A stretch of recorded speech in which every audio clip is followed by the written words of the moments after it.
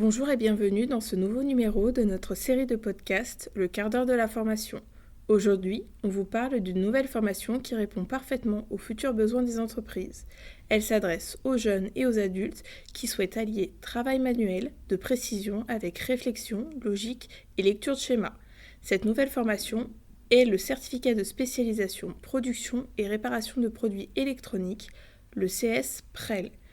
Pour tout savoir sur cette nouvelle formation, j'accueille Ariane Combre, conseillère en formation au Greta CFA Lyon Métropole, et Maximilien Reynat, actuellement en apprentissage chez ADLC, entreprise spécialisée dans la réparation et la logistique, service après-vente de produits électroniques et professionnels. Bonjour et bienvenue. Bonjour. Bonjour.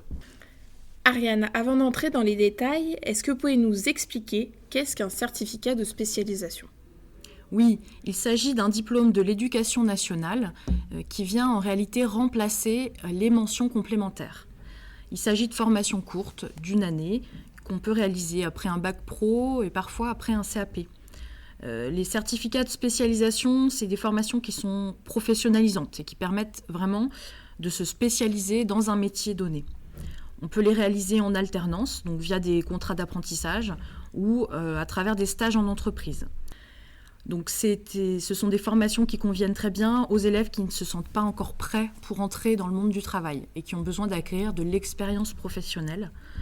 Et puis aussi pour des jeunes qui ne se sentiraient pas assez matures et qui ne savent pas encore s'ils veulent poursuivre leurs études. Parce qu'on peut aussi reprendre des études après un certificat de spécialisation. Aujourd'hui, les Greta CFA de l'Académie de Lyon proposent plusieurs certificats de spécialisation dans différents domaines. Nous proposons des certificats en hôtellerie-restauration, en industrie, en électricité. Le dernier en date, c'est le certificat de spécialisation production et réparation de produits électroniques. Justement, parlons de cette nouvelle formation, le CS PREL. Pourquoi le certificat de spécialisation production et réparation de produits électroniques, le CS PREL, a-t-il été créé et à quels besoins vient-il répondre ? Eh bien, aujourd'hui, nous retrouvons des cartes électroniques dans de nombreux produits consommés par les ménages, comme l'informatique, la domotique, l'électroménager. C'est aussi au cœur des équipements industriels, de l'automobile, de l'aéronautique. On les retrouve maintenant aussi dans les équipements médicaux. Donc en cas de panne, il faut remplacer ou réparer ces cartes. Et c'est pourquoi ça prend de plus en plus de place. Et quand on parle de la réparation de produits, il y a certainement aussi une notion écologique qui est très importante et qu'on doit retrouver dans cette nouvelle formation, le CS PREL. Oui, aujourd'hui, en cas de panne technique, on ne va pas systématiquement remplacer un équipement. Donc les opérations de réparation et de maintien des équipements électroniques prennent de l'ampleur. C'est pourquoi cette formation est vraiment en lien avec les objectifs de soutien de la transition écologique et qu'elle favorise l'économie circulaire. Or, les compétences en électronique se perdent depuis une décennie, car nous formons très peu dans ce domaine en France. Il était vraiment temps de réintroduire cette compétence dans l'offre de formation. Donc, le CS PREL est une formation orientée vers les futurs besoins des entreprises. Tout à fait. Ce diplôme a été conçu pour répondre aux enjeux économiques et industriels des années à venir. La filière électronique bénéficie depuis quelques années de réinvestissements publics importants pour répondre aux enjeux du plan France 2030. Ce plan, il vise vraiment à développer la compétitivité industrielle et à investir dans des technologies innovantes. Et soit dit en passant, ça fonctionne avec de l'électronique. Pouvez-vous nous préciser les débouchés et les opportunités professionnelles pour ces diplômés ? Absolument. Les débouchés sont concrets et nombreux. Déjà, dans l'industrie électronique, ils ont besoin de techniciens électroniques spécialisés pour assembler, tester, réparer des circuits électroniques dans des secteurs variés, comme l'automobile, l'aérospatiale, les objets connectés. On va aussi avoir des besoins importants dans les services après-vente et de maintenance, donc où il faut des compétences en réparation pour des entreprises qui souhaitent prolonger la durée de vie de leurs produits. Et il est aussi possible de se lancer dans l'entrepreneuriat. De plus en plus de diplômés se lancent dans des activités de réparation locale ou de reconditionnement. Souvent, c'est en lien avec des modèles d'économie circulaire. Et donc, à quel type de profil cette formation s'adresse-t-elle ? Qui peut envisager de suivre ce cursus ? C'est un diplôme très ouvert.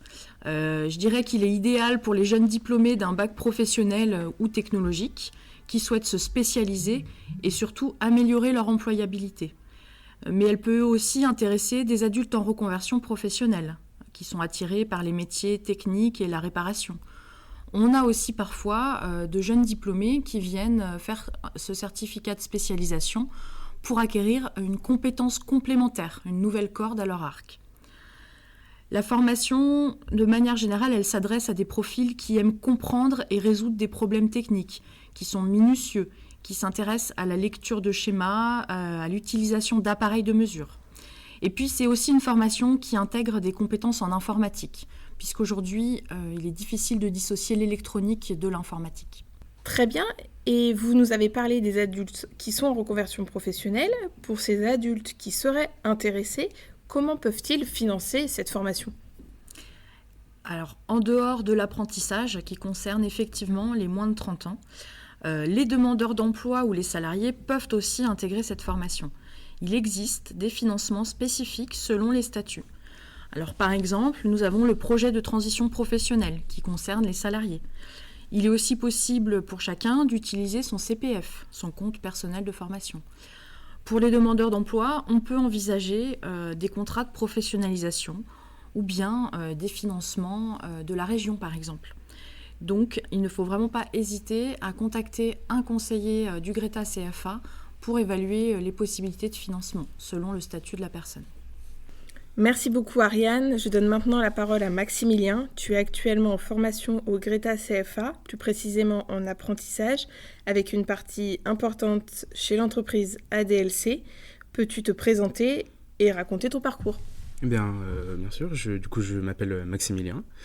J'ai été étudiant au lycée général et technologique à Blaise Pascal, avec les spécialités mathématiques et sciences de l'ingénieur. Et je suis actuellement en formation en CS Prel au lycée professionnel Edmond Labbé. Pourquoi as-tu choisi le nouveau diplôme, le certificat de spécialisation, et plus particulièrement le CS Prel ?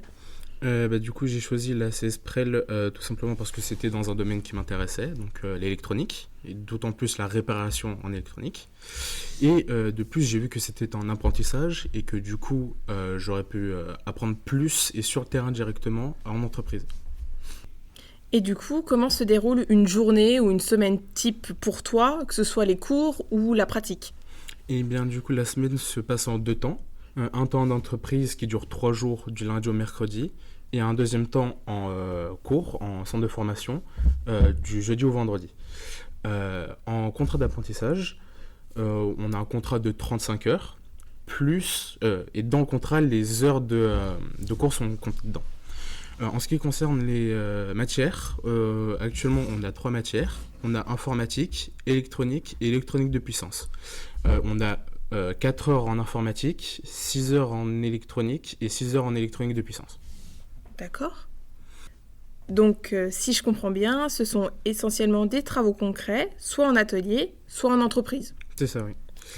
En atelier, on va surtout faire la recherche de panne. Donc, par exemple, on va avoir une machine à café, par exemple, défectueuse. On va essayer de trouver la panne par nous-mêmes et, si possible, la réparer. En entreprise, ça va être la même chose, mais il y aura ce cadre d'importance de ce qu'on fait réellement, parce que ça importe pour l'entreprise et pour les clients de l'entreprise en elle-même. Et qu'est-ce qui te plaît particulièrement dans cette formation ?